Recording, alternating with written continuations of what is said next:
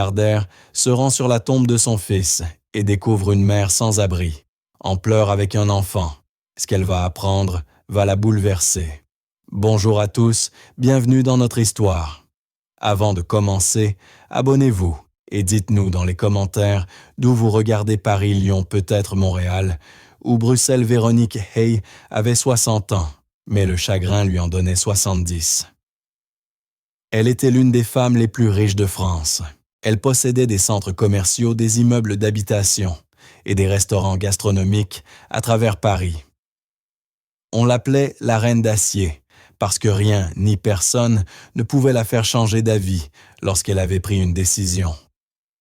Mais toute sa fortune ne pouvait lui rendre ce qu'elle avait perdu 3 ans plus tôt, son fils, son unique enfant Jonathan. Chaque mois, le 15e jour, Véronique prenait sa voiture noire et se rendait au cimetière du Montparnasse. Elle traversait des rangées de pierres tombales jusqu'à celles de marbre blanc où l'on pouvait lire « Jonathan Hay, fils bien-aimé, 1991-2022 ». Ce jour-là ne faisait pas exception. C'était un jeudi de novembre froid et gris. Le ciel était couvert de nuages bas et le vent faisait danser les feuilles mortes. Véronique portait un long manteau noir et tenait à la main un bouquet de roses rouges, les fleurs préférées de son fils. Ses talons résonnaient sur l'allée pavée du cimetière, dans un silence seulement troublé par le chant lointain des oiseaux. Mais lorsqu'elle tourna à l'angle qui menait à la tombe de Jonathan, elle s'arrêta net. Ses yeux s'écarquillèrent, sa bouche s'entr'ouvrit. Là, agenouillée devant la pierre, se trouvait une jeune femme en vêtements sales, serrant dans ses bras une petite fille d'environ 5 ou 6 ans. L'enfant pleurait contre son épaule. Toutes deux sanglotaient, comme si leur cœur s'était brisé en 1000 morceaux. Véronique serra plus fort son bouquet. Une chaleur étrange monta dans sa poitrine. Colère, confusion et autre chose qu'elle ne pouvait nommer. Qui sont ces gens? Que font-ils sur la tombe de mon fils? Elle s'avança le pas sec, les talons claquants. « Excusez-moi », dit-elle d'une voix tranchante qui fendit le calme du cimetière. « Cette tombe est privée. Vous devez partir immédiatement. » La jeune femme releva la tête. Son visage était rouge et gonflé de larmes. Ses yeux noirs brillaient encore de chagrin, mais on y lisait aussi une force, une dignité que la misère n'avait pas brisée. « Je suis désolée », balbutia-t-elle en se relevant précipitamment, gardant l'enfant tout contre elle. « Je ne savais pas que vous viendriez aujourd'hui. »« Peu importe », répondit Véronique d'un ton glacial en s'approchant. « Je vous ai posé une question. Qui êtes-vous? Et pourquoi pleurez-vous sur la tombe de mon fils? » La femme s'essuya le visage du revers de la manche. « Je m'appelle Clara Michel, et voici ma fille Marie. » Véronique baissa les yeux vers l'enfant. La petite fille avait de grands yeux clairs, des cheveux châtains, coupés courts et une peau très pâle. Elle était fine, trop fine, et ses vêtements semblaient vieux et usés. Elle fixa Véronique avec une expression qui fit battre le cœur de la vieille femme. Plus vite, ce regard, ses traits, quelque chose en elle paraissait familier. « Cela n'explique toujours pas ce que vous faites ici », lança Véronique en refoulant cette impression. « Cette tombe appartient à ma famille. Mon fils Jonathan Hay. Vous n'avez rien à faire ici. » Clara inspira profondément. Quand elle parla de nouveau, sa voix était plus calme, mais ferme. « Je sais qui il était. Je viens ici chaque mois parce que... » Elle baissa les yeux vers Marie. « Parce que Jonathan comptait énormément pour nous. » Un frisson glacé parcourut Véronique. « Comment ça pour vous? » demanda-t-elle. Le vent se leva, faisant grincer les branches au-dessus d'elle. Clara serra l'épaule de sa fille. « Parce que... » dit-elle en relevant le menton et en plongeant son regard dans celui de Véronique. « Jonathan et moi étions ensemble. Nous nous aimions. Et Marie est sa fille. Les roses glissèrent des mains de Véronique se dispersant sur l'herbe humide. Les pétales rouges se mêlèrent à la terre. Elle ne pouvait plus respirer. Le monde semblait vaciller. « Qu'avez-vous dit ?» murmura-t-elle. Clara ne détourna pas les yeux. « Marie est l'enfant de Jonathan, votre petite fille. »« C'est impossible, » siffla Véronique. « Mon fils me disait tout. Il m'aurait parlé de vous. »« Non, » répondit doucement Clara. « Il voulait le faire, mais il avait peur. Il disait que vous ne l'accepteriez jamais, que vous tenteriez de nous séparer. » Le visage de Véronique vira au rouge de la colère. « Comment osez-vous vous menter? Vous essayez d'obtenir mon argent? »« Je ne mens pas, » l'interrompit Clara d'une voix calme, bien que les larmes recommençaient à couler. « Je travaillais au Café Saint-Martin, dans le 5e arrondissement. Jonathan venait y prendre un café chaque mardi. Nous avons parlé, puis nous sommes tombés amoureux. Quand je suis tombée enceinte, il était heureux. Il voulait être père. »« Mensonge !» cria Véronique. « S'il en était ainsi, il vous aurait présenté. Il vous aurait amené chez nous. »« Il a essayé, » répondit Clara, la voix brisée. « 3 fois, il a voulu tout vous dire, mais chaque fois, la peur l'a retenu. Il disait que vous aviez des projets pour lui, des projets de mariage avec une riche héritière d'une bonne famille. Il disait, tu ne pourrais jamais accepter une serveuse, jamais accepter quelqu'un comme moi. » Véronique fixa la jeune femme l'esprit en ébullition. Jonathan avait été étrange les mois précédant sa mort.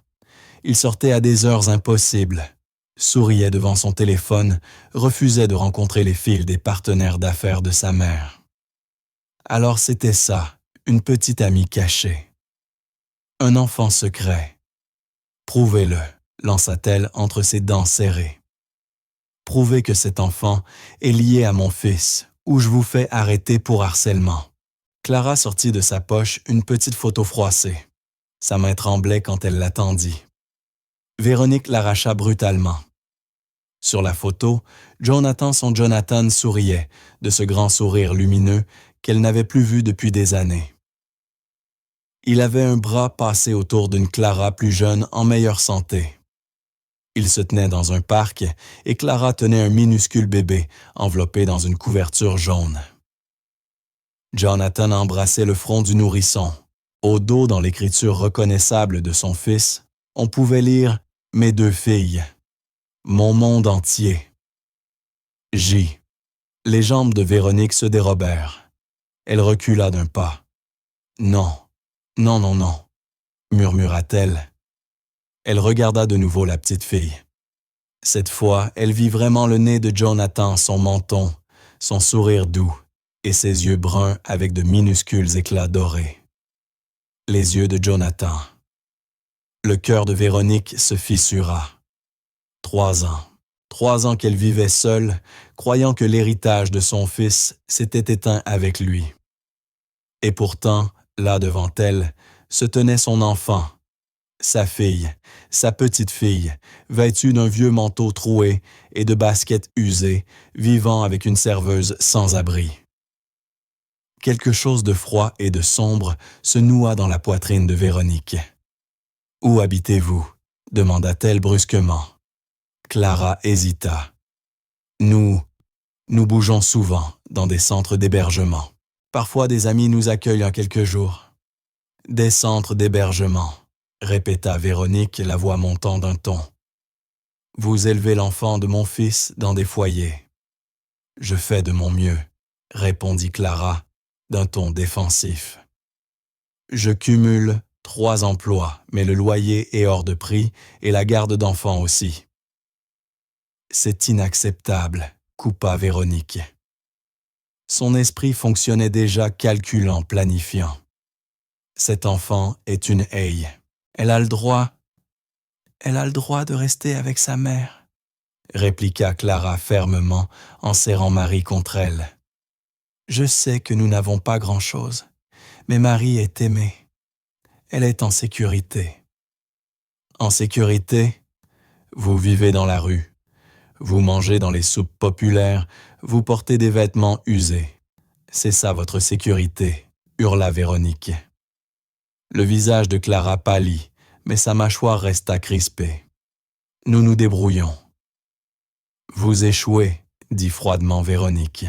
Et je ne laisserai pas ma petite fille souffrir de votre pauvreté. C'est ma fille, répondit Clara, la voix tremblante d'émotion. Jonathan m'avait choisi. Il m'aimait, et s'il était encore là, il voudrait que nous restions ensemble. Véronique s'approcha jusqu'à être à quelques centimètres d'elle. Mais il n'est plus là, dit-elle d'une voix basse et dangereuse. Moi, je le suis, et j'ai le pouvoir de donner à cet enfant tout ce que vous ne pourrez jamais lui offrir, une éducation, une stabilité, une vraie maison, un véritable avenir. Elle a déjà un avenir, murmura Clara. Avec moi. Véronique observa la femme au visage fatigué, aux vêtements élimés, aux yeux désespérés. Et quelque chose de cruel éclot dans son cœur. Le sang de mon fils ne sera pas gaspillé dans la misère. À quoi, nous verrons bien, dit-elle d'un ton glacé, avant de tourner les talons, laissant les roses éparpillées sur le sol. En regagnant sa voiture, elle sortit son téléphone et composa un numéro. « Marc, dit-elle quand on décrocha. J'ai besoin que tu enquêtes sur quelqu'un. Elle s'appelle Clara Michel. Je veux tout savoir sur elle. Absolument tout. Pour demain matin. » Elle raccrocha puis jeta un dernier regard vers le cimetière. À travers la grille de fer, elle vit Clara et Marie s'éloigner, main dans la main, disparaissant dans le gris de l'après-midi. Les yeux de Véronique se plissèrent. Cet enfant m'appartient désormais, et j'obtiens toujours ce que je veux. Le lendemain matin, Véronique était assise dans son vaste bureau, au dernier étage de la Tour High, un immeuble de verre dominant le cœur de Paris. Son bureau en bois sombre était plus grand que la chambre de la plupart des gens. Derrière elle, les immenses baies vitrées offraient une vue sur la ville minuscule lointaine. Elle n'avait pas dormi de la nuit. Elle pensait sans cesse à cette fillette Marie, sa petite fille, la fille de Jonathan. Chaque fois qu'elle fermait les yeux, elle revoyait la photo de Jonathan souriant, embrassant le front du bébé plus heureux qu'elle ne l'avait jamais vu. Pourquoi ne lui avait-il rien dit? Pourquoi avait-il caché un secret aussi immense? Parce que tu l'aurais détruit, murmura une petite voix dans sa tête. Parce que tu t'apprêtes à faire exactement ce qu'il craignait. Véronique repoussa cette pensée. On frappa à la porte. « Entrez », lança-t-elle. La porte s'ouvrit sur Marc Chen, son enquêteur privé, un homme mince d'une quarantaine d'années, au regard perçant et à la mallette remplie de secrets. Depuis 15 ans, il travaillait pour elle déterrant des informations sur ses concurrents, les époux infidèles, et tous ceux qu'elle voulait connaître. « Bonjour, Madame Hay », dit-il en s'asseyant face à elle. Il ouvrit sa mallette et en sortit un dossier épais. « J'ai les informations que vous avez demandées. »« Dites-moi tout », ordonna Véronique en se penchant légèrement. Marc ouvrit le dossier. Clara Michel, 32 ans, née et élevée ici à Paris. Elle a obtenu son baccalauréat, mais n'a pas poursuivi d'études supérieures faute de moyens. Depuis 8 ans, elle travaille comme serveuse dans différents cafés et petits restaurants. « Continuez », dit Véronique. Elle a rencontré votre fils il y a environ 7 ans, au Café Saint-Martin, où elle travaillait le matin. D'après ses anciens collègues, Jonathan venait régulièrement, et ils ont commencé à sortir ensemble environ 6 mois plus tard. La mâchoire de Véronique se crispa. 7 ans, il m'a caché cela pendant 7 ans. L'enfant? Marie-Michel a 6 ans, poursuivit Marc. Né le 15 mars. Jonathan est indiqué comme père sur l'acte de naissance, bien qu'il ne l'ait jamais reconnu publiquement. Parce qu'il la cachait, murmura Véronique avec amertume. Marc se racla la gorge. Après la mort de Jonathan, il y a 3 ans, la situation de Clara s'est rapidement dégradée. Elle a été expulsée de son appartement 8 mois plus tard, faute de pouvoir payer le loyer. Depuis, elle et sa fille passent d'un centre d'hébergement à un autre, parfois hébergés par des amis ou dormant dans sa voiture quand il n'y a pas d'autre solution. Un pincement serra le ventre de Véronique, mais elle refoula l'émotion. « Et son casier judiciaire ?» demanda-t-elle. Marc tourna une page. Rien. Aucun antécédent. Pas d'arrestation, pas d'accusation, même pas une amende de stationnement. Elle n'a jamais eu de problème avec la justice. Et les drogues et l'alcool? Aucune preuve de consommation. Ses anciens employeurs la décrivent comme travailleuse et fiable, bien qu'elle ait perdu plusieurs emplois récemment sans doute à cause de ses obligations parentales. Véronique tapota du doigt sur le bureau. Et l'enfant, Marie. Est-elle scolarisée? Oui, dans une école publique l'an dernier, mais ses absences sont nombreuses à cause de leur instabilité de logement. D'après les bulletins scolaires, c'est une élève brillante, mais souvent absente. Véronique se leva et s'approcha de la baie vitrée. En bas quelque part dans la ville, sa petite fille vivait dans un foyer, manquait l'école, portait des vêtements récupérés. La fille de Jonathan, mon sang. Et elle vit ainsi. « Je veux un test ADN, » dit-elle soudainement. « Je veux une preuve légale que cet enfant est bien celle de Jonathan. » Marc hocha la tête. « Je m'y attendais. J'ai déjà pris contact avec un laboratoire.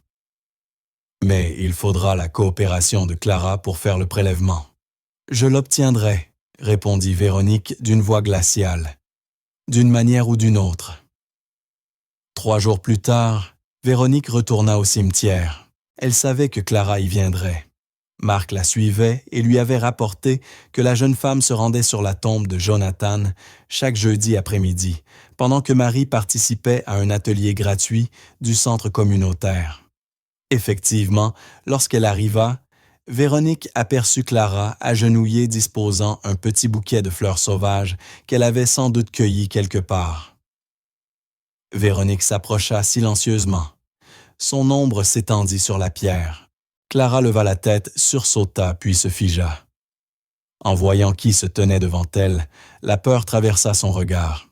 « Madame Hay, » dit-elle précipitamment en se relevant.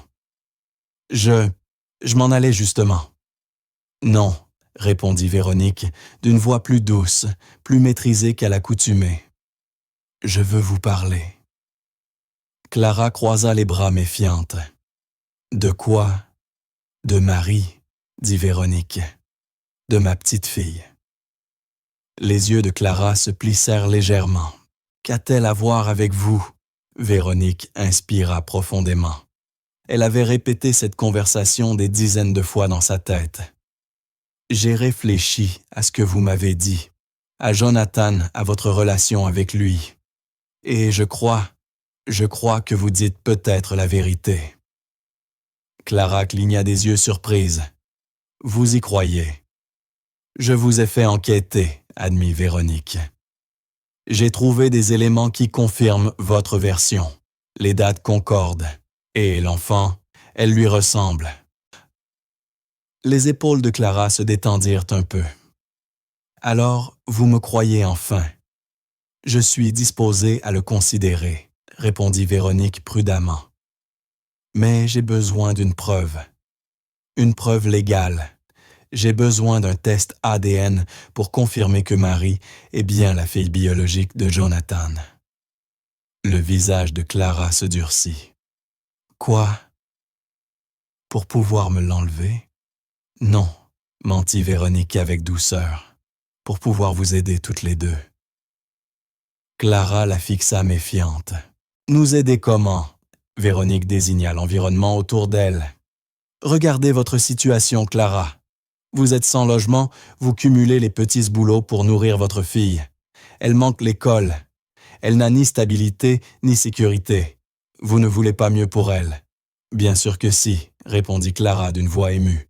Je veux tout pour elle, mais je fais ce que je peux avec ce que j'ai. Je le sais, dit Véronique d'un ton faussement compatissant. Et je vous respecte pour cela. Vous êtes une battante. Mais Marie est aussi une Hoy. Elle a droit à l'héritage de son père à la vie que Jonathan aurait voulu pour elle. Clara secoua la tête. Jonathan voulait qu'elle ait de l'amour, c'est tout ce qui comptait pour lui, pas l'argent. Elle peut avoir les deux, répliqua Véronique. Laissez-moi vous aider. Laissez-moi créer un fonds pour son éducation. Laissez-moi vous trouver un logement décent. Je veux simplement vous donner les moyens de l'élever convenablement. Clara semblait hésitante, partagée entre l'espoir et la méfiance. Tout ce que je demande, reprit Véronique, c'est un simple test ADN. Une fois que nous aurons la confirmation légale que Marie est bien la fille de Jonathan, je pourrai commencer à m'occuper de son avenir. N'est-ce pas ce que vous voulez, qu'elle ait des opportunités? Clara mordilla sa lèvre pensive. Juste un test, demanda-t-elle doucement. Juste un test, confirma Véronique. Rien de plus, vous avez ma parole. C'était un mensonge. Bien sûr, Véronique n'avait aucune intention d'aider simplement. Elle avait des plans de grands plans que Clara ne pouvait même pas imaginer. Mais Clara, épuisée, désespérée, et si avide de croire qu'enfin quelqu'un allait les aider, fit une erreur. Elle accepta. Une semaine plus tard, les résultats du test ADN arrivèrent. Véronique était assise dans son bureau, tenant entre ses mains le document officiel du laboratoire. Ses doigts tremblaient légèrement en lisant la conclusion « Probabilité de paternité 99,9%. Jonathan Hay est le père biologique de Marie-Michel. » Véronique posa le papier et ferma les yeux. C'était réel. L'enfant de cette femme, sans abri, était bien sa petite-fille, la fille de Jonathan, le dernier lien vivant avec son fils. Pendant un instant, un bref instant, Véronique sentit quelque chose de doux dans sa poitrine, peut-être de l'amour, de la joie ou de l'espoir. Mais aussitôt, elle pensa à Clara, cette femme pauvre, sans éducation, qui avait volé le cœur de son fils, qui l'avait détourné de sa vraie vie, de son avenir, de sa famille. Celle qui élevait maintenant un enfant haï dans la misère. La douceur se figea en une glace tranchante. Ma petite fille ne grandira pas dans des foyers d'accueil. Elle ne portera pas des vêtements donnés. Elle ne mangera pas dans des soupes populaires.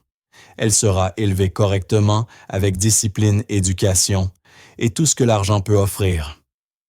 Mais pas par elle. Véronique attrapa son téléphone et composa un numéro. « Richard », dit-elle quand son avocat décrocha. « Je veux que vous prépariez les papiers de garde. Je vais obtenir la garde de ma petite-fille. » Un silence pesa à l'autre bout du fil. « Sur quelle base, Madame Hay ?» demanda Richard prudemment. Véronique eut un sourire froid. « Sur le fait que la mère est inapte, sans domicile instable, incapable de subvenir aux besoins de base de l'enfant. Cela risque d'être difficile à prouver devant un tribunal, à moins qu'il n'y ait des preuves de négligence ou de maltraitance, répondit l'avocat. Alors, trouvez des preuves, coupa Véronique d'un ton sec, ou inventez-en, peu m'importe comment. Cet enfant m'appartient, et je ne laisserai pas une mendiante se mettre en travers de ma route. Il y eut une autre pause. Madame Hay, je dois vous avertir que ce que vous suggérez pourrait être... Je ne vous demande pas un conseil, Richard, l'interrompit Véronique. Je vous donne un ordre. Déposez les papiers de garde. Nous partons en guerre. Puis elle raccrocha.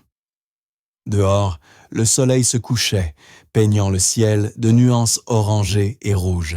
Véronique regarda encore une fois le rapport ADN. Le nom de Marie y était imprimé en lettres noires. La fille de Jonathan, mon sang, ma famille. Et Véronique Hay obtenait toujours ce qu'elle voulait, quel qu'en soit le prix, peu importe qui souffrait. 2 semaines passèrent. Clara sentit que quelque chose d'étrange se produisait. D'abord, une assistante sociale se présenta au foyer où elle et Marie séjournaient. La femme posa beaucoup de questions, trop de questions où dormait Marie, ce qu'elle mangeait, combien de jours d'école elle manquait, si Clara la laissait parfois seule. Clara répondit honnêtement, n'ayant rien à cacher. Elle aimait sa fille, elle s'en occupait du mieux qu'elle pouvait. Mais l'assistante sociale notait tout dans un petit carnet, le visage fermé et froid. Puis le gérant du café, où travaillait Clara, l'appela dans son bureau. Il lui annonça qu'il avait reçu des plaintes de clients affirmant qu'elle avait été désagréable et qu'une somme de 500 € avait disparu de la caisse pendant son service. Clara en resta pétrifiée. Jamais elle n'avait été impolie et encore moins voleuse. Mais le gérant ne la crut pas. Il dit qu'il devait la licencier. Clara quitta le café en larmes, son dernier salaire en poche, de quoi tenir à peine quelques jours. Quelque chose n'allait pas. Vraiment pas. Elle avait l'impression d'être surveillée, traquée, que quelqu'un s'efforçait de détruire sa vie petit à petit. Et un mardi pluvieux, elle découvrit qui. En ramenant Marie de l'école, ou plutôt vers le foyer, une voiture de police s'arrêta à leur hauteur. 2 agents en descendirent. Marie serra la main de sa mère terrifiée. « Clara Michel ?» demanda l'un d'eux. Le cœur de Clara s'emballa. « Oui, qu'y a-t-il ?»« Vous devez nous suivre, madame. Vous êtes en état d'arrestation. » Le monde s'arrêta. « Quoi ?» balbutia Clara. « Arrêté ? Pour quelle raison je n'ai rien fait ?»« Vous êtes accusé de vol, » répondit le second agent en sortant une paire de menottes. 500 € ont disparu du café où vous travailliez. Le gérant a porté plainte. « Non !» cria Clara. « Ce n'est pas vrai, je n'ai jamais rien volé. C'est une erreur. » Mais les policiers ne l'écoutèrent pas. Ils la retournèrent et lui passèrent les menottes froides autour des poignets. Marie se mit à hurler. « Ne prenez pas ma maman, s'il vous plaît, elle n'a rien fait de mal. » Clara baissa les yeux vers sa fille, les larmes inondant son visage. « Marie, mon trésor, écoute-moi. C'est une erreur, d'accord. Maman va arranger ça. Je te promets que je reviendrai vite. »« Madame, nous devons prévenir les services de protection de l'enfance, » dit un des agents.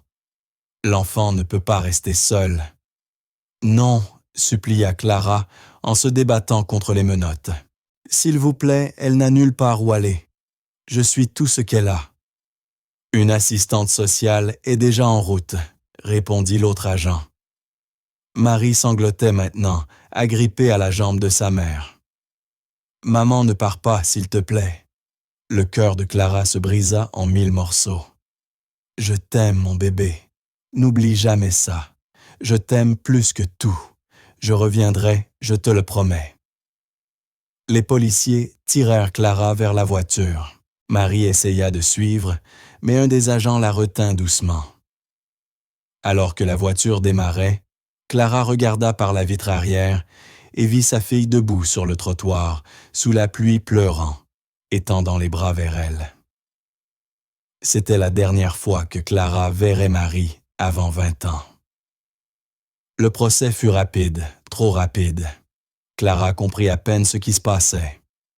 On lui assigna un avocat, commis d'office, un jeune homme épuisé et distrait. Il lui expliqua que les preuves contre elle étaient solides. Le gérant du café témoigna qu'elle travaillait seule quand l'argent avait disparu.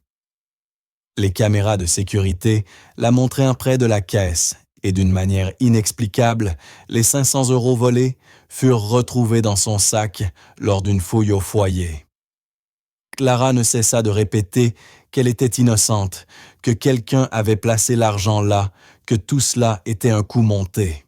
Mais qui croirait une femme sans abri, plutôt qu'un commerçant respectable?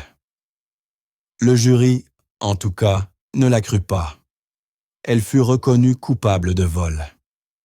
Le juge, la regardant avec sévérité, déclara que même si le crime n'était pas grave, les circonstances de Clara, son absence de logement, Son instabilité, son incapacité à subvenir aux besoins de son enfant démontraient un manque de discernement.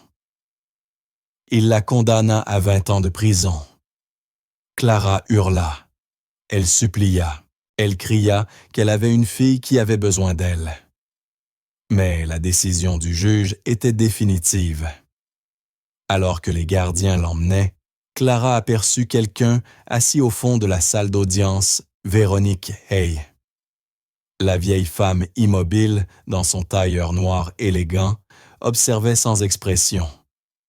Mais ses yeux brillaient d'une froide satisfaction. Et à cet instant, Clara comprit tout. Ce n'était pas une histoire de vol. C'était une histoire d'enfant. Véronique l'avait piégé, détruit sa vie et volé sa fille. « Monstre !» hurla Clara en se débattant. « C'est vous !»« Vous m'avez tout pris. » Véronique se leva calmement et marcha vers la sortie. Juste avant de quitter la salle, elle se retourna et croisa le regard de Clara. Un mince sourire cruel apparut sur ses lèvres, un sourire qui disait « J'ai gagné. Et toi, tu as tout perdu. » Puis elle partit. Clara s'effondra en larmes pendant que les gardiens la traînaient pour commencer sa peine. 20 ans. 20 ans volés. 20 ans sans sa fille, tout ça, parce qu'une milliardaire avait voulu ce qu'elle possédait et avait le pouvoir de le prendre. Ce soir-là, Véronique rentra dans son manoir. Dans une chambre d'amis à l'étage, Marie était assise sur un immense lit minuscule et perdue. Elle portait des vêtements neufs coûteux que Véronique lui avait achetés. Ses cheveux avaient été lavés et brossés. Elle paraissait propre, soignée, mais ses yeux restaient rouges d'avoir pleuré. « Où est ma maman ?» demanda-t-elle pour la 100e fois d'une petite voix brisée. Véronique s'assit dans un fauteuil face à elle. Elle avait préparé ce qu'elle allait dire. « Marie, » commença-t-elle doucement, « ta maman est malade. Elle a ses parties dans un endroit où les médecins vont l'aider à guérir. » C'était un mensonge. Mais Marie n'avait que 6 ans. Elle ne pouvait pas comprendre la vérité. « Quand est-ce qu'elle revient ?» demanda-t-elle. « Je ne sais pas, ma chérie, » répondit Véronique.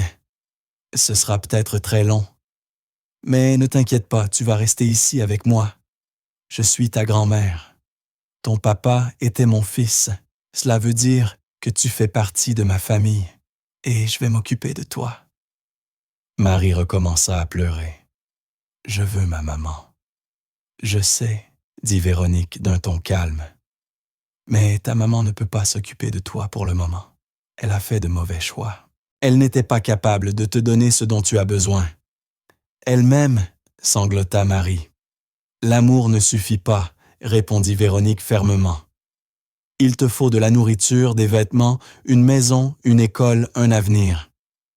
Ta mère ne pouvait pas t'offrir tout cela, mais moi oui. » Marie enfouit son visage dans l'oreiller, son petit corps secoué de sanglots.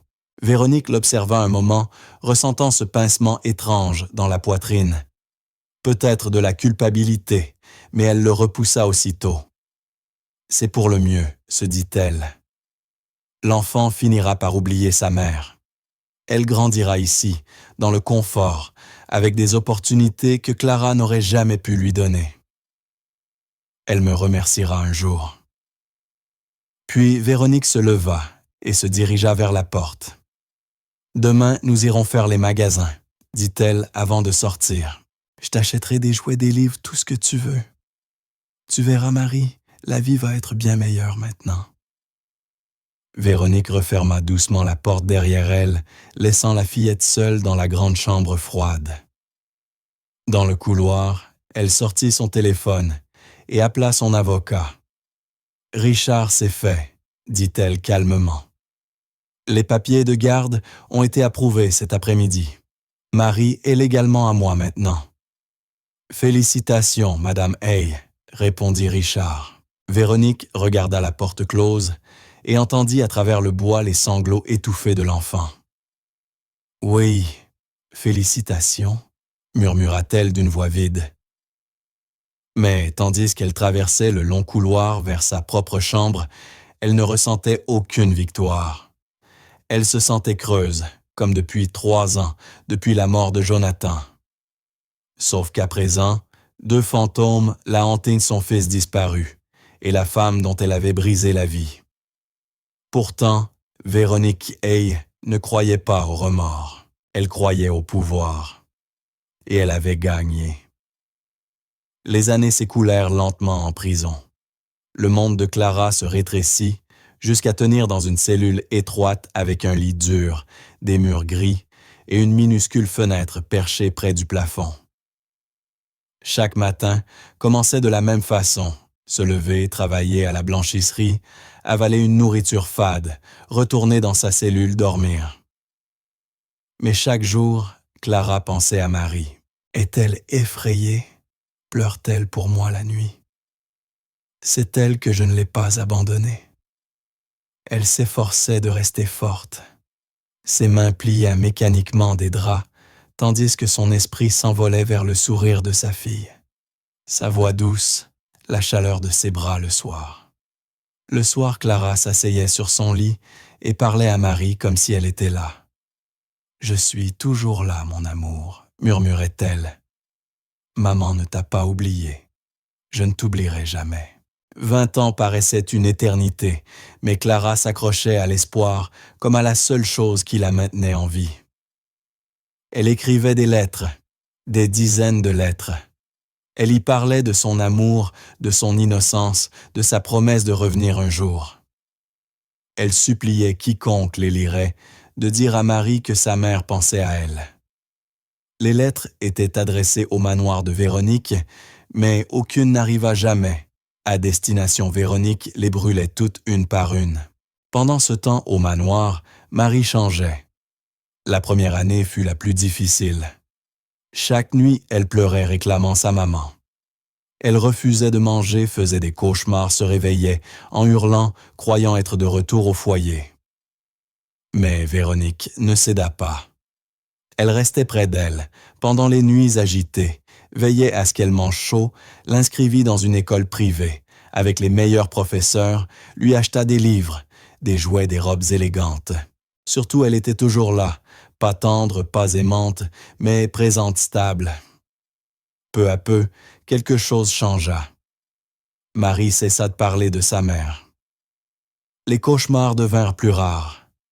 Elle réussit à l'école, apprit le piano, se fit quelques amis triés sur le volet, issus de familles aisées. À 12 ans, la petite fille qui pleurait pour sa maman avait disparu. À sa place se tenait une jeune fille polie, éloquente, disciplinée, une jeune fille qui semblait faite pour cette maison.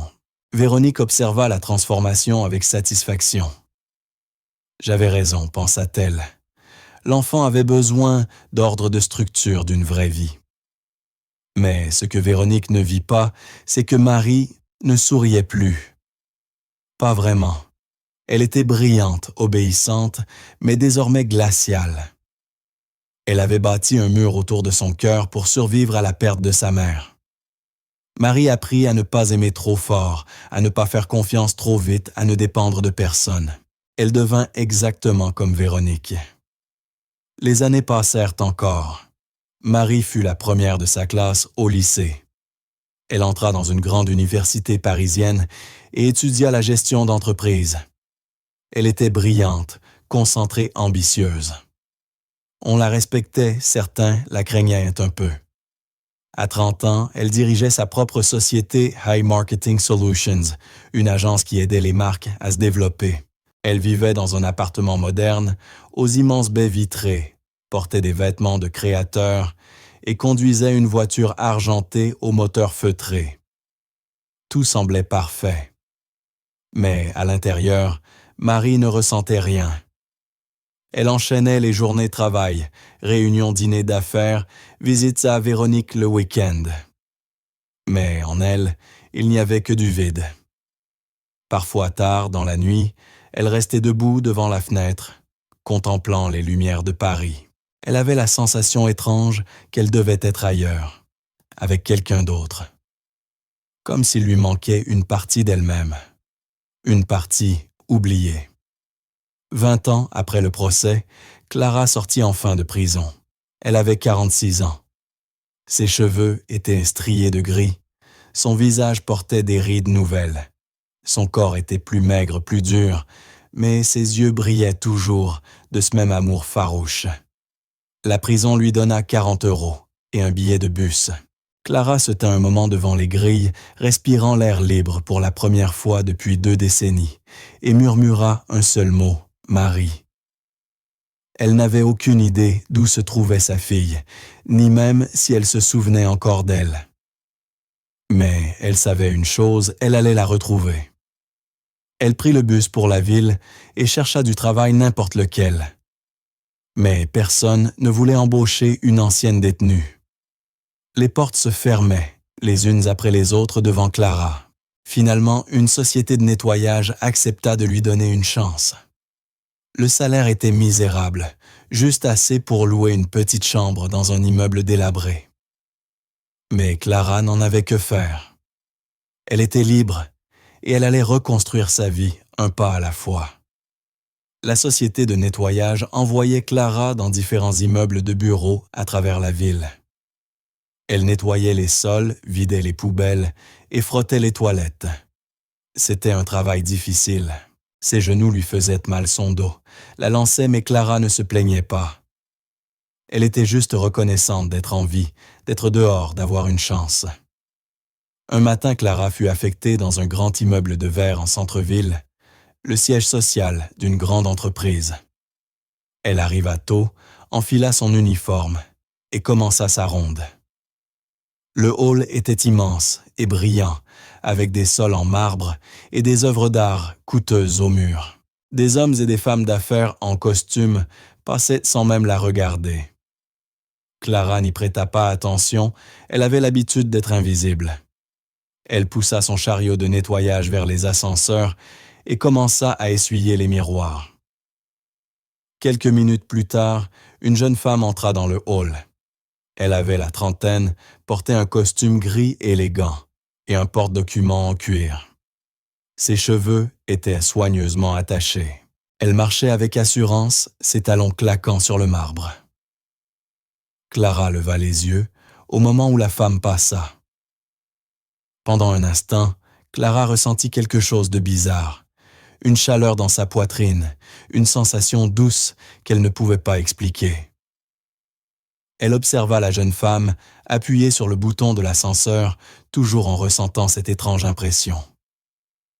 Pourquoi ai-je l'impression de la connaître? Mais cela n'avait aucun sens. Clara était en prison depuis 20 ans. Elle ne connaissait plus personne dans cette ville. La jeune femme se tourna légèrement, attendant l'ascenseur, et aperçut Clara qui la regardait. Leurs yeux se rencontrèrent et quelque chose se produisit. L'expression de la jeune femme changea juste un instant. Son regard confiant se radoucit.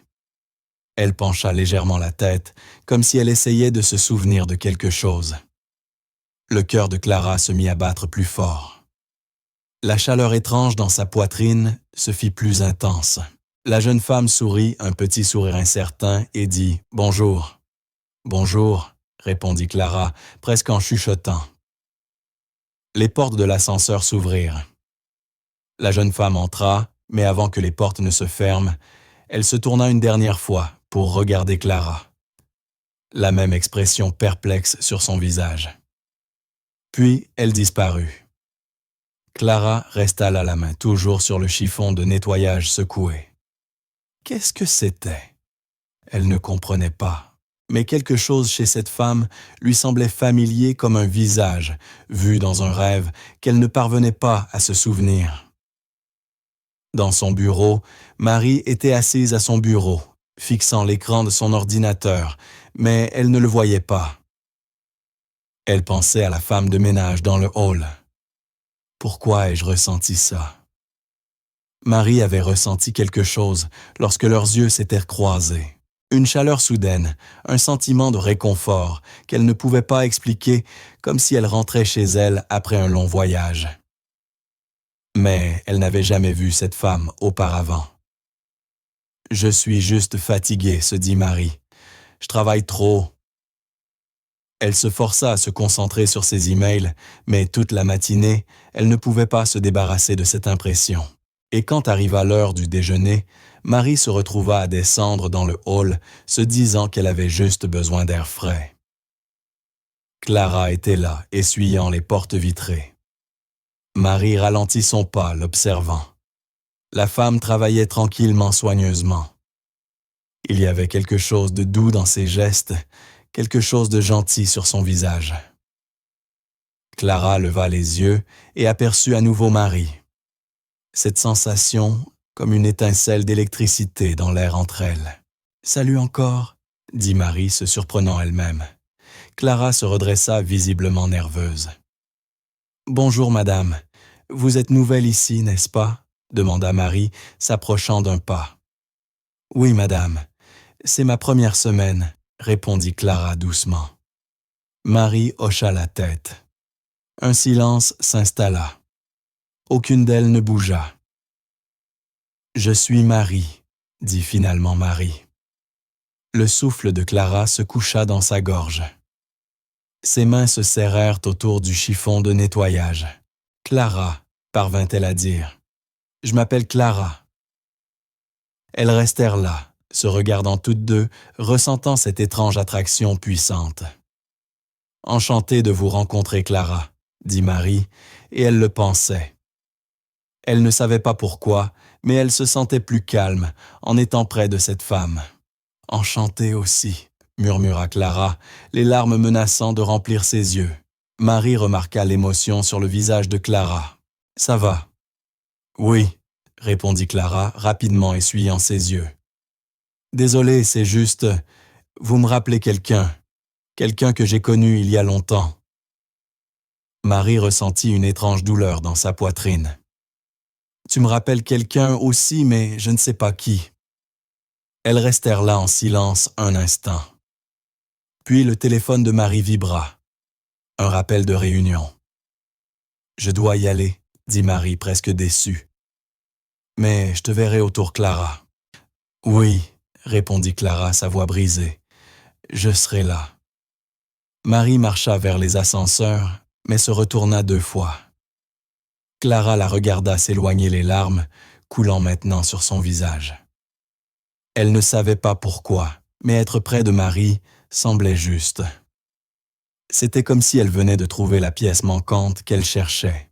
Et Marie, montant dans l'ascenseur pour retourner à son bureau, ressentait cette même attraction inexplicable, comme si elle venait de rencontrer quelqu'un qui comptait, quelqu'un d'important, quelqu'un dont elle avait besoin.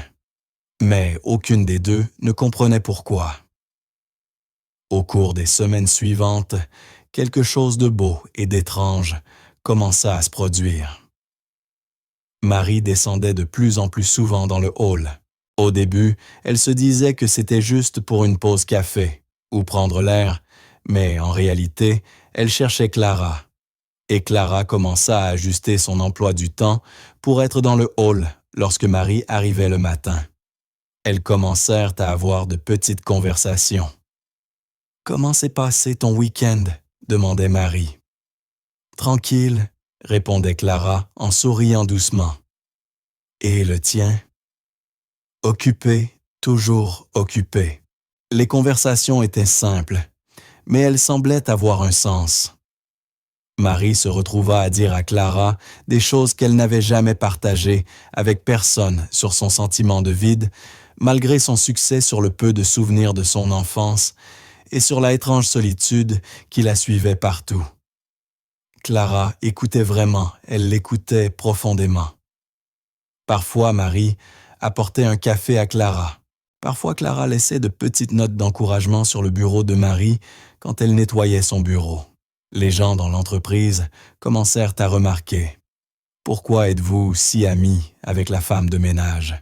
lui demanda un de ses collègues. Marie ne savait pas comment l'expliquer. « Je ne sais pas, » répondit-elle honnêtement. « Je me sens juste mieux quand je lui parle, comme si elle me comprenait. » Ce que Marie ne disait pas, c'est que d'être près de Clara lui donnait un sentiment de sécurité qu'elle n'avait pas ressenti depuis qu'elle était petite. Quant à Clara, elle vivait dans un paradis amer. Chaque jour, elle avait la chance de voir Clara, de lui parler, de la voir sourire. Mais Marie ne savait pas qui elle était. Et Clara ne savait pas non plus qu'elle était sa fille. 3 mois passèrent. L'amitié entre Marie et Clara se renforça. Clara apprit que Marie aimait le thé au citron, mais détestait le café trop sucré. Elle apprit aussi qu'elle travaillait tard, presque tous les soirs, qu'elle rendait visite à sa grand-mère tous les 2 week-ends, mais qu'elle n'avait jamais l'air contente de cela. Marie apprit que Clara vivait seule dans un petit appartement, qu'elle avait traversé des moments difficiles, mais ne se plaignait jamais. Clara avait cette capacité à apaiser Marie rien qu'en étant près d'elle, mais aucune des deux ne savait ce qui les reliait réellement. Clara ne se rendait toujours pas compte que la femme d'affaires qu'elle nettoyait pourrait être sa fille. 20 ans s'étaient écoulés. Marie n'avait que 6 ans lorsqu'elles avaient été séparées.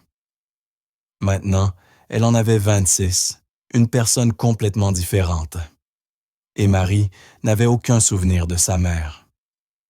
Les années passées avec Véronique avaient effacé presque tous ses souvenirs d'enfance. Tout ce qu'elle savait, c'était qu'être ensemble semblait juste. Un après-midi, Marie avait passé une très mauvaise journée. Un gros projet s'était effondré. Elle se sentait épuisée et vaincue. Elle descendit au hall, espérant trouver Clara. Clara était là, nettoyant les fenêtres. « Mauvaise journée », demanda Clara doucement en voyant le visage de Marie. Marie acquiesça, sentant les larmes menaçant de couler. « Tout a mal tourné. Je ne sais même pas pourquoi, j'essaie encore. » Clara posa son matériel de nettoyage et s'assit sur l'un des bancs du hall. Elle tapota la place à côté d'elle. Marie s'assit et, sans y réfléchir, posa sa tête sur l'épaule de Clara.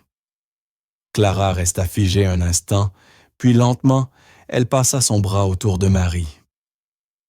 Elles restèrent ainsi longtemps sans parler. Marie ressentit quelque chose s'ouvrir en elle, comme un barrage de solitude qu'elle retenait depuis des années. « Je me sens tellement seule », murmura Marie. « J'ai tout ce que je suis censée vouloir, mais je me sens vide tout le temps, comme s'il me manquait quelque chose. Comme si j'avais perdu quelque chose d'important il y a longtemps, mais je ne me souviens pas de quoi. » Les yeux de Clara se remplirent de larmes. Elle serra Marie plus fort. « Tu n'es pas seule, » dit Clara doucement. « Pas maintenant. » Marie ferma les yeux. « Pourquoi je me sens si en sécurité avec toi? Je te connais à peine, mais quand je suis avec toi, je me sens, je ne sais pas, comme à la maison. » Le cœur de Clara se brisait et guérissait en même temps. « Peut-être que certaines personnes sont juste faites pour se trouver, » dit Clara doucement. Elles restèrent là ensemble jusqu'à ce que Marie se sente assez forte pour retourner dans son bureau. Un soir, Marie travaillait tard dans son bureau. La plupart des gens étaient allés partis. Le bâtiment était calme. Clara entra pour vider les poubelles et nettoyer. « Tu es encore là ?» demanda Clara surprise. Marie leva les yeux de son ordinateur, se frottant les yeux fatigués. « J'ai une grosse présentation demain. Je dois finir ça. » Clara remarqua que Marie n'avait pas mangé. Il n'y avait pas de nourriture sur son bureau, juste des tasses de café vides. « Tu as mangé ?» demanda Clara. Marie secoua la tête. « Je mangerai quand je serai chez moi. » Clara fronça les sourcils. « Attends ici. » Elle partit et revint 15 minutes plus tard, avec un sandwich et une bouteille d'eau de la cafétéria du rez-de-chaussée. « Mange », dit Clara en posant la nourriture sur le bureau de Marie. « Tu ne peux pas travailler si tu ne prends pas soin de toi. » Marie regarda le sandwich puis Clara, et soudain elle sentit l'émotion monter dans sa gorge. Personne ne s'était jamais occupé d'elle de cette manière. Véronique lui avait donné de l'argent, une éducation, des opportunités, mais jamais ce genre de soins simples et chaleureux. « Merci », dit Marie, sa voix légèrement tremblante. Clara sourit. Tu me rappelles quelqu'un que j'ai connu. Quelqu'un qui oubliait de manger quand elle était trop préoccupée. Qui? Demanda Marie. Le sourire de Clara se fit triste. Quelqu'un que j'aimais beaucoup. Quelqu'un que j'ai perdu. Marie voulut poser d'autres questions, mais quelque chose dans l'expression de Clara l'en empêcha. À la place, elle prit une bouchée du sandwich. Clara resta et parla avec Marie, pendant qu'elle mangeait, lui posant des questions sur la présentation, l'encourageant et la faisant rire avec une histoire amusante sur un oiseau qui était entré dans le hall ce matin-là. Lorsque Clara partit, Marie se sentit plus forte, mais aussi plus confuse que jamais, sur la raison pour laquelle cette femme signifiait autant pour elle. Un jeudi soir, Véronique décida de visiter le bureau de Marie. Elle voulait vérifier une affaire sur laquelle Marie travaillait. Elle n'avait pas prévenu, elle ne le faisait jamais. Elle pensait qu'elle avait le droit de se présenter quand elle le voulait. Véronique prit l'ascenseur jusqu'au 15e étage, se dirigea vers le bureau de Marie et s'arrêta en voyant à travers la vitre du bureau de Marie. Elle pouvait voir Marie assise à son bureau, en train de rire et de parler avec quelqu'un. Une femme de ménage. Une femme de ménage aux cheveux gris et aux yeux fatigués. Une femme de ménage que Véronique reconnut immédiatement, même après 20 ans. Clara. Le sang de Véronique se glaça. C'est impossible. Elle était censée rester en prison. Elle était censée disparaître. Mais la voilà vivante, libre et assise avec Marie, en train de lui parler. Les poings de Véronique se serrèrent. Elle se tourna et se précipita vers l'ascenseur, son esprit en effervescence. Depuis combien de temps cela dure-t-il? Marie sait-elle qui elle est? Clara lui a-t-elle dit la vérité? Véronique sortit son téléphone et appela Marie. À l'intérieur du bureau, le téléphone de Marie sonna. « Désolée, dit Marie à Clara. « Je dois prendre cet appel, répondit-elle. « Allô, grand-mère? » « Marie, dit Véronique d'une voix tendue et contrôlée. « J'ai besoin que tu fasses quelque chose pour moi. » « Qu'est-ce que c'est? » « Il y a une femme de ménage qui travaille dans ton immeuble. Son nom est Clara Mitchell. Je veux que tu la renvoies. » Marie fronça les sourcils. « La renvoyer. »« Pourquoi? »« Parce que je l'ai dit, » répondit Véronique sèchement. « Elle n'est pas faite pour travailler dans ta société. Écarte-la, immédiatement. » Marie ressentit de la colère monter dans sa poitrine.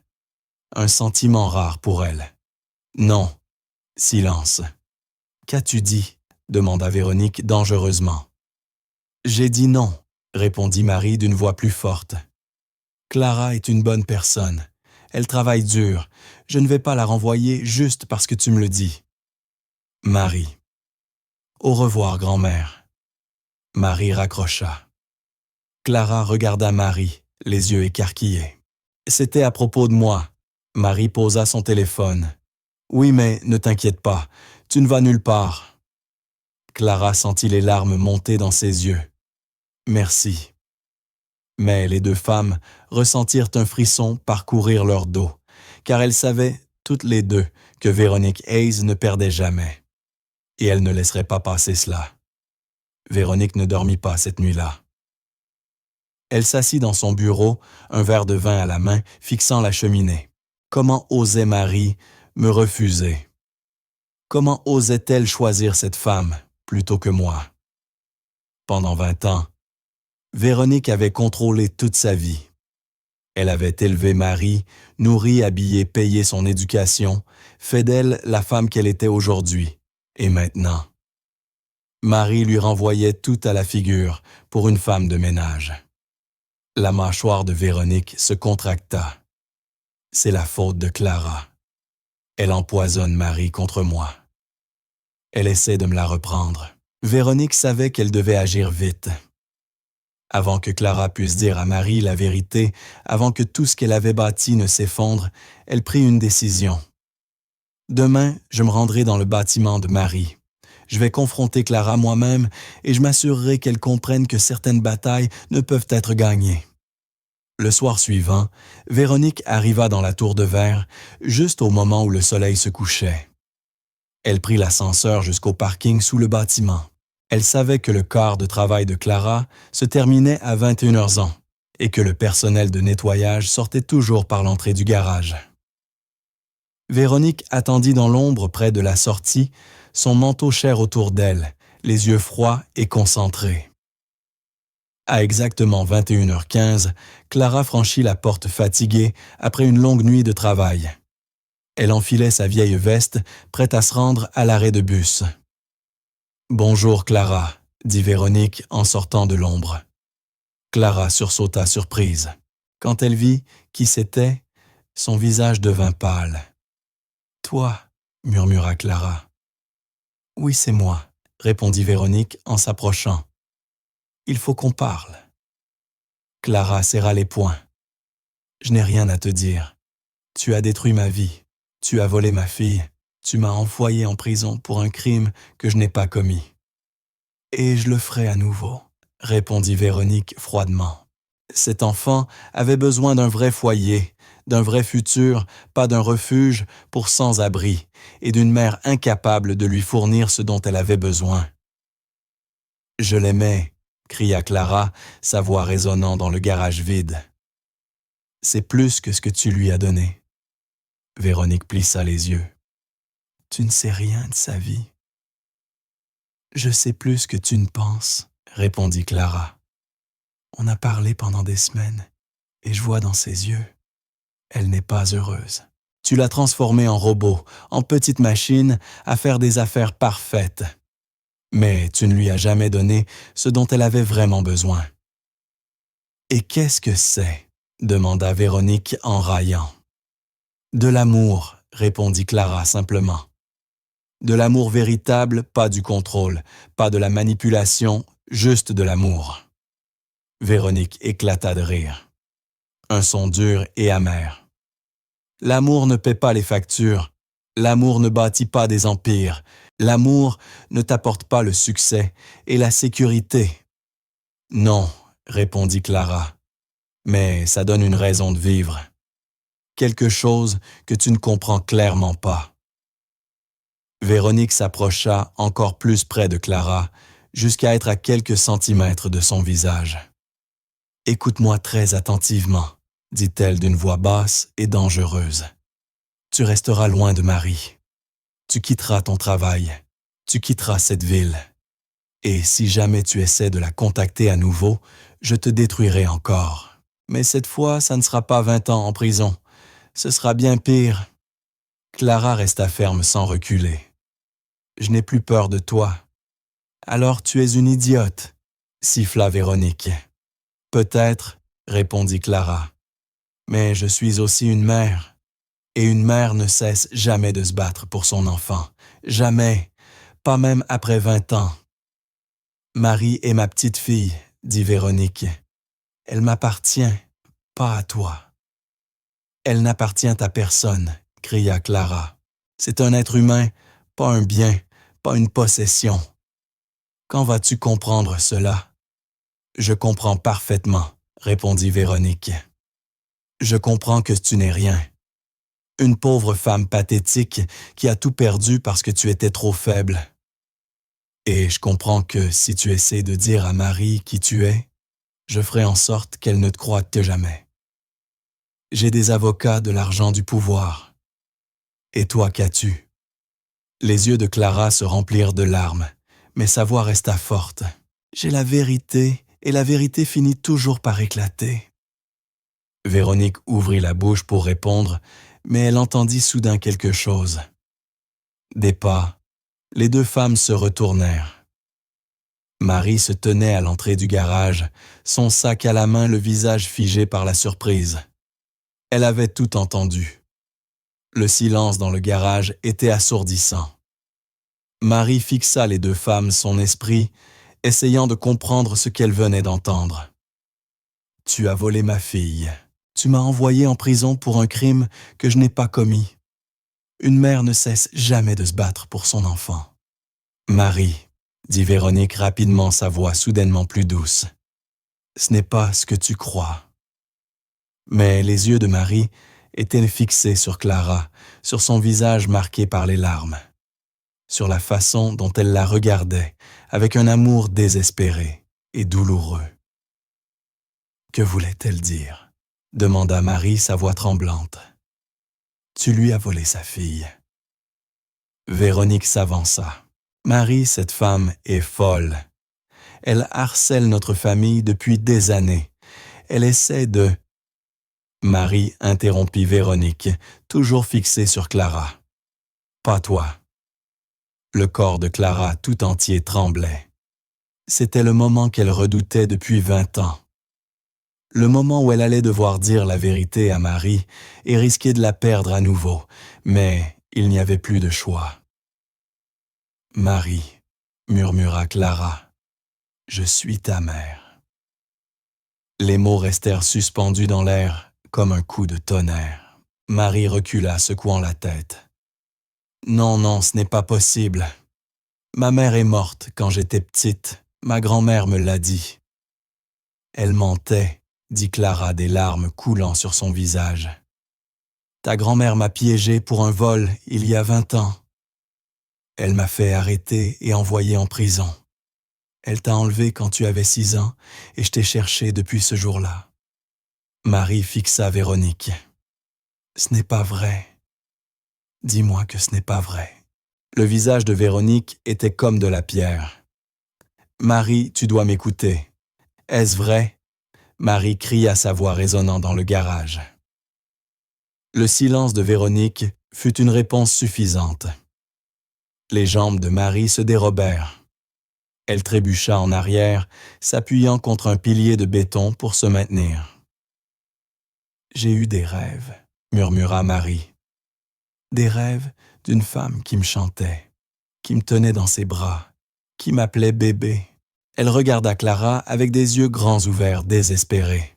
« C'était toi. » Clara hocha la tête, incapable de parler à cause de ses sanglots. « Tu mens, » dit Marie, mais sa voix manquait de conviction. « C'est une sorte de tour, une arnaque. »« Je ne mens pas, » dit Clara. Elle sortit de sa poche une vieille photo, celle qu'elle avait gardée cachée pendant toutes ces années. Celle d'elle, de Jonathan et du bébé Marie. « Regarde, s'il te plaît, juste regarde. » Marie prit la photo. Ses mains tremblaient tellement qu'elle faillit la faire tomber. Mais elle la regarda. Son père, Jonathan l'homme, qu'elle n'avait vu que dans d'autres photos chez Véronique avec Clara et un bébé. Un bébé qui ressemblait exactement à ce que Marie avait vu dans ses propres photos de bébé. « Non, » murmura Marie. « Non, non, non. Je t'aimais, » dit Clara, sa voix brisée. « Je t'aimais plus que tout au monde, et elle t'a prise de moi. Elle m'a envoyée en prison pendant 20 ans. Elle t'a laissé grandir en pensant que j'étais morte. Mais je ne t'ai jamais oublié. Pas un seul jour, pas un seul moment. » Marie regarda Véronique. « Comment as-tu pu? Comment as-tu pu me faire ça à elle? »« Parce que je te protégeais, » répondit Véronique, son calme fissuré. « Elle était sans abri. Elle ne pouvait pas s'occuper de toi. Tu vivais dans des refuges. Marie mangeant dans des banques alimentaires, manquant l'école. Je t'ai donné tout ce qu'elle ne pouvait pas. Tu m'as tout donné, sauf la vérité, » s'écria Marie.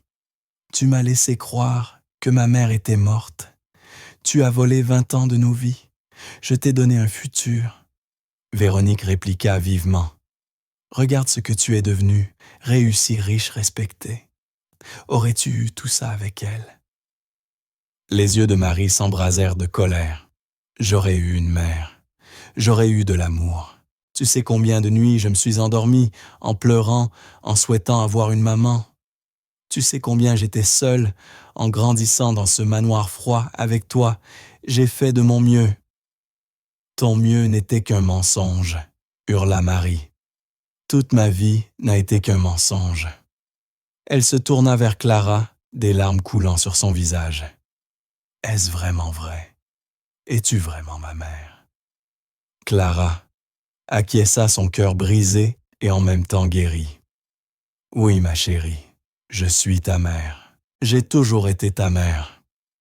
Marie commença à pleurer de plus belle, des sanglots profonds et douloureux venant de 20 ans de manque de quelque chose qu'elle ne savait même pas qu'elle avait perdu.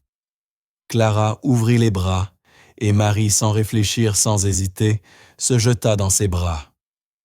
Mère et fille s'étreignirent pour la première fois en 20 ans. Toutes deux pleuraient, toutes deux tremblaient, toutes deux enfin entières. Véronique les observa, son visage pâle, ses mains tremblantes. Elle avait perdu après tous ses plans, tout son argent, tout son pouvoir. Elle avait perdu la seule chose qui comptait.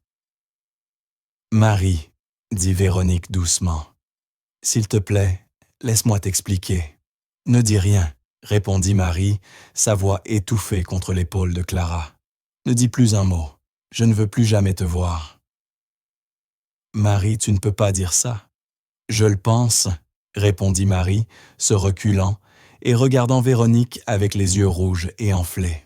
« Tu n'es pas ma grand-mère. Tu es une étrangère cruelle et sans cœur qui a détruit ma famille. »« Je suis ta famille, » dit Véronique désespérément. « Non, » dit fermement Marie. « Elle l'est. » Elle prit la main de Clara. « Elle est ma mère, et je la choisis. » Véronique sentit quelque chose se briser dans sa poitrine. Toutes ces années, elle s'était dit qu'elle avait fait ce qu'il fallait, que prendre Marie était justifié, que Clara n'était pas assez bien. Mais maintenant, en voyant Marie regarder Clara avec un tel amour, un amour que Marie ne lui avait jamais montré, Véronique comprit enfin ce qu'elle avait vraiment fait. Elle avait volé l'amour, et on ne peut pas racheter l'amour. On ne peut pas le forcer. On ne peut pas le posséder. « S'il te plaît, » murmura Véronique. Et pour la première fois depuis des décennies, des larmes coulèrent dans ses yeux. « S'il te plaît, ne me laisse pas seule. » Mais Marie s'éloignait déjà, son bras autour de Clara, soutenant la mère qu'elle avait enfin retrouvée. Elles marchèrent vers la sortie du garage et disparurent dans la nuit. Véronique resta seule dans le garage désert, entourée de voitures chères de béton et d'ombre. Elle avait tout ce que l'argent pouvait acheter, et pourtant elle n'avait rien du tout. Les semaines suivantes ne furent pas faciles. Marie prit du temps pour réfléchir, pour traiter ce qu'elle venait de découvrir, pour comprendre ce qu'avait vraiment été sa vie. Elle quitta le manoir de Véronique cette même nuit, emportant seulement ses vêtements et quelques affaires personnelles. Elle loua un petit appartement de l'autre côté de la ville. Rien de luxueux, mais c'était le sien. Clara emménagea avec elle. Au début, c'était étrange. Elles étaient les mères et filles, mais aussi étrangères l'une à l'autre. 20 ans, c'est long. Elles durent réapprendre à se connaître. Marie avait tellement de questions. « Comment étais-je quand j'étais bébé ?» demanda-t-elle un soir alors qu'elles étaient assises sur le canapé. Clara sourit, ses yeux remplis de souvenirs lointains. « Tu étais heureuse, toujours en train de sourire. Tu aimais quand je te chantais. Ta chanson préférée était « You are my sunshine ». Tu t'endormais dans mes bras chaque nuit. » Marie sentit ses larmes monter. « J'aimerais me souvenir. Tu étais si petite, » dit Clara doucement. « Tu n'avais que 6 ans quand ils t'ont prise. Ce n'est pas ta faute si tu ne te souviens pas. Parle-moi de mon père, » dit Marie. « De Jonathan. Comment était-il vraiment? » Le sourire de Clara devint triste, mais chaleureux. « Il était gentil, doux. Il me faisait rire. Il n'était pas comme les autres riches. Il ne se souciait pas de l'argent ou du statut. Il voulait juste être heureux. Et quand tu es née, Marie, il était le père le plus fier que j'ai jamais vu. Il te tenait dans ses bras pendant des heures, regardant ton petit visage.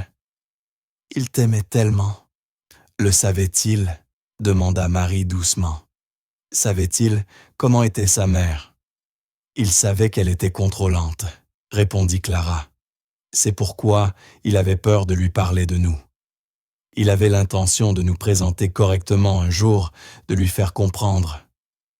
Mais puis, sa voix se brisa. Puis l'accident est arrivé, et il est parti. Et je suis resté seul avec toi, essayant de survivre. Et Véronique, elle a vu sa chance. Marie prit la main de Clara.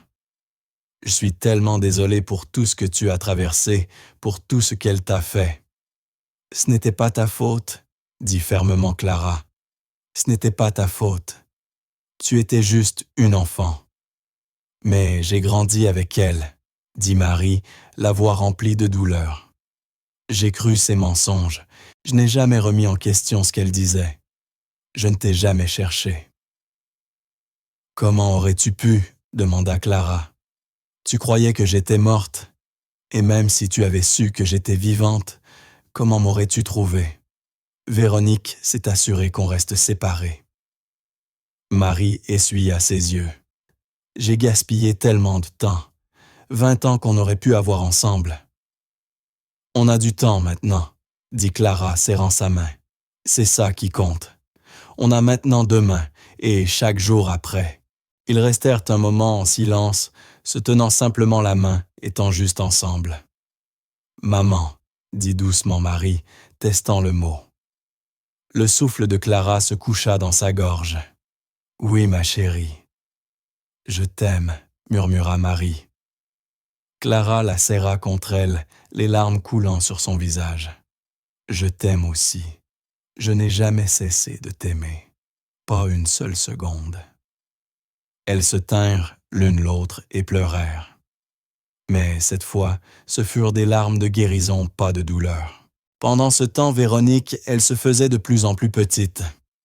Pas physiquement, elle vivait toujours dans son manoir, elle avait toujours son argent, ses entreprises. Mais à l'intérieur, elle rétrécissait.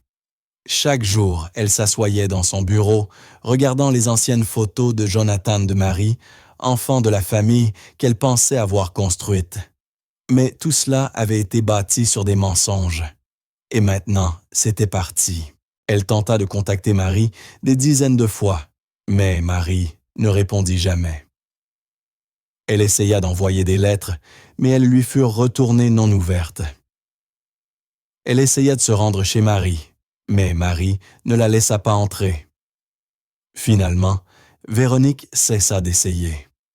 Elle réalisa trop tard que certaines choses ne peuvent pas être forcées, certaines choses ne peuvent pas être achetées.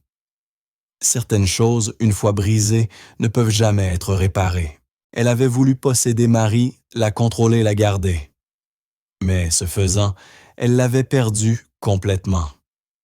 6 mois après que la vérité soit sortie, Marie et Clara visitèrent ensemble la tombe de Jonathan. C'était un samedi matin ensoleillé. Le cimetière était calme et paisible. Les oiseaux chantaient dans les arbres et une brise légère faisait onduler l'herbe. Elles se tinrent devant la pierre de marbre, toutes les deux tenant des fleurs. « Salut papa, dit doucement Marie. Maintenant, je sais enfin la vérité sur toi et maman, sur combien vous nous avez aimés. » Clara déposa ses fleurs sur la tombe. « Je suis désolée de ne pas avoir pu protéger notre fille Jonathan. Je suis désolée pour ce qui est arrivé, mais je te promets que je m'occupe d'elle maintenant. Nous sommes à nouveau ensemble. » Marie prit la main de sa mère et nous allons nous en sortir toutes les deux. Elles restèrent là un moment, se souvenant honorant l'homme qui les avait aimées toutes les deux.